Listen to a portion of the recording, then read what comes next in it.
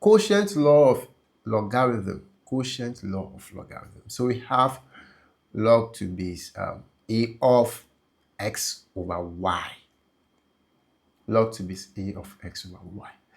This is the same as log to base a of x minus log to base a of y. So with this expression on the board, it means one thing. It means the logarithm of a division is equal to the difference of the logarithm. The logarithm of a division is equal to the difference of the logarithm. So if you have log to base a of x over y is a division. So what you are going to do is to take the logarithm of x minus the logarithm of y. It's just the law, the quotient law of logarithm. But let's pick an example to make that easy to remember. So this is our first example. Log to base 10 of 1,000 over 100. So the base of the log is 10 and the numbers that are dividing are 1,000 over 100. So let's see that. Quotient law of logarithm.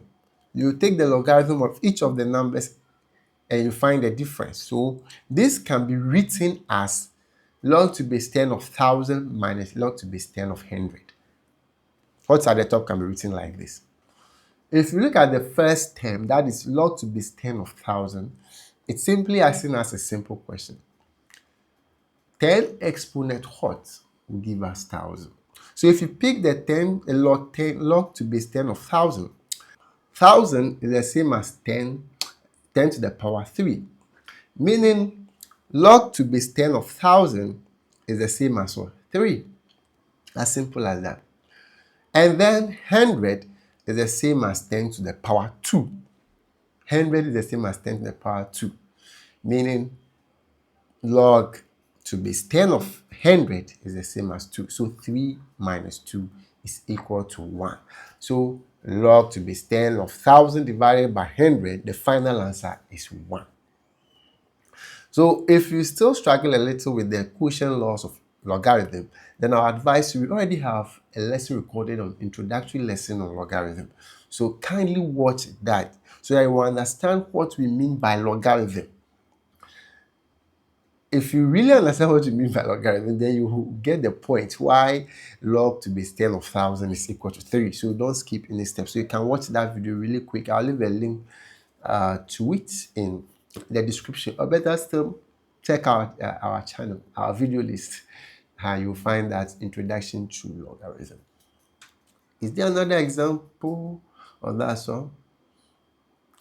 I think there's a final example. Oh, this looks a little different. Log, the base is not stated. And mind you, if the base is not stated, it means it's base 10.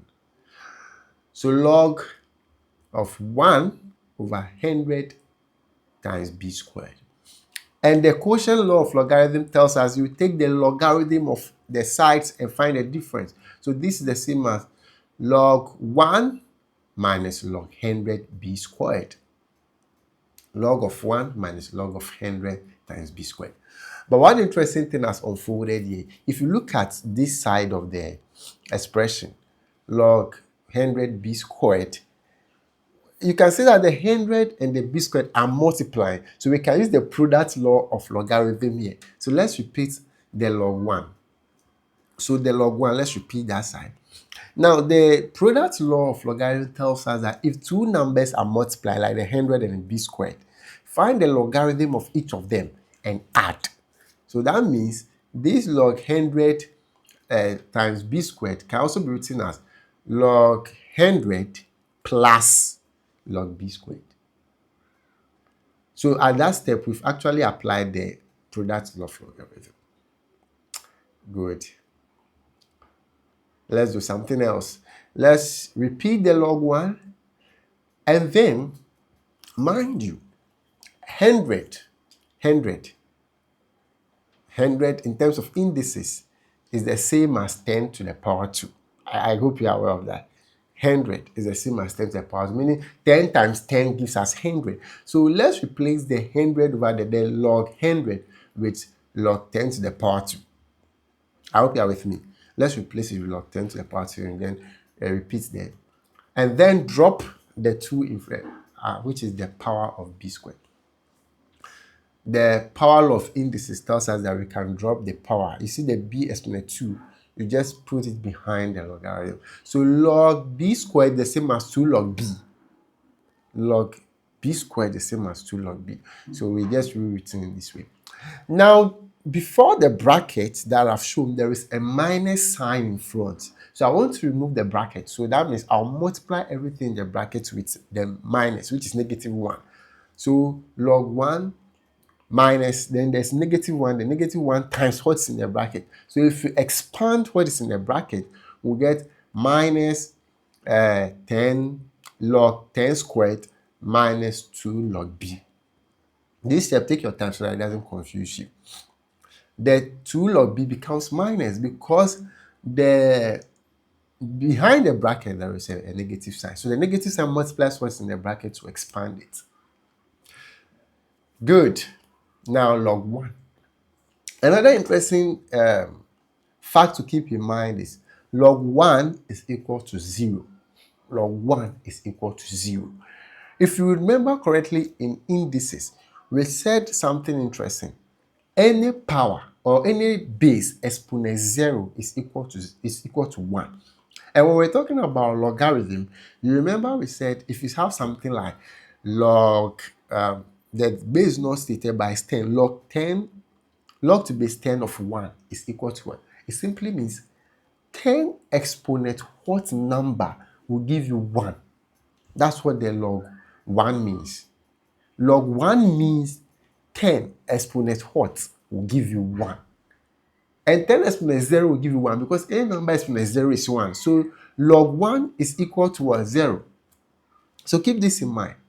If you have, let's say, log base 6 of 1, log base 5 of 1, log base 10 of 1, as long as it's 1, the answer is 0. I hope that's clear. As long as it is 1, the answer is 0. Good. Now, what do we do? Let's drop the 2 on top of the 10. Good. The power law of indices. So the power law of logarithm. So we drop the 2. So it becomes 2 log 10. 2 log 10. And then we have negative minus 2 log b. Now another important point. Any log to the same base is 1. Any log to the same base is 1. So if you have log base 5 of 5 is equal to 1. Log base 8 of 8 is equal to 1. So this one, the log base has not been stated, but it's 10. So it can be read as 2 log base 10, 2 log of base 10 of 10.